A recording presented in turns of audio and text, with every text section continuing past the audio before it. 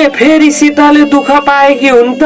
हो दर्शकबिनहरू, सीता गर्भवती भएकी छिन् र सीताले फेरि दुःख भोग्दैछिन् र सीताका श्रीमानले उनलाई त माया गरिरहेका छन्, तर उनको घर परिवारले हेपिरहेका छन्। हो दर्शकबिन, सैन प्रधानपतिको निर्देशनमा आरटी मनोरञ्जन युट्युब च्यानलबाट दैनिक रूपमा प्रसारणमा आइरहेको सीता सिरियल यति बेला झन् चर्चाको विषय बनिरहेको छ। सीता फेरि हेपाइमा परिरहेकी छिन्। हो दर्शकबिन, र पनि उनको श्रीमानले भने माया गरिरहेका छन्। के अब सीताले फेरि आउने दिनमा दुःख पाउँछिन् त?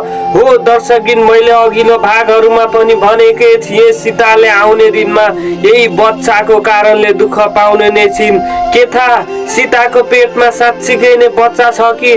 तर यो कुरा हुन सक्दैन, किनकि उनको नन्दाले पनि झुटो आरोप लगाइरहेकी छिन् र उनको गाउँ समाजमा पनि झुटो आरोप फैलिरहेको छ र सीता र उनको श्रीमान मिलिरहेका छन् र हामीले आउने भागमा पनि यसरी नै मिलिजुली हाँसी खुसी रहेको देख्न पाऊँ र सीताले आउने दिनमा पनि यसरी नै सुख पाउन् र आफ्नो श्रीमानबाट माया पाउन्, किनकि जगतले पनि जाँड रक्सी खान छोडिसकेका छन् र के सच्चा के गलत भन्ने उनले पनि स्पष्टसँग आफ्नो श्रीमतीलाई न्याय दिलाउन सक्छन्।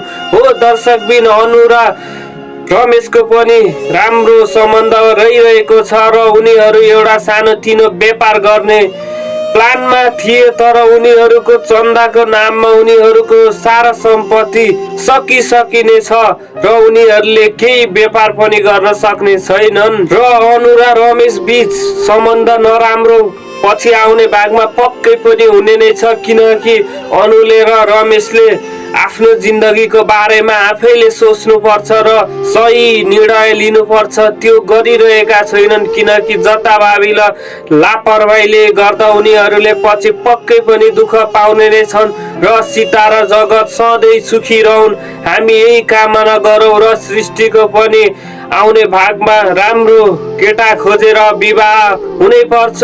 हस्त दर्शकबिन, बाँकी कुरा आउने भागमा थाहा पाउने नै छौँ। आज म यति भन्दै बिदा हुन चाहन्छु। भिडियो मन पर्यो भने लाइक, कमेन्ट, सेयर अनि सब्सक्राइब गर्न नबिर्सिनु। हस्त, धन्यवाद।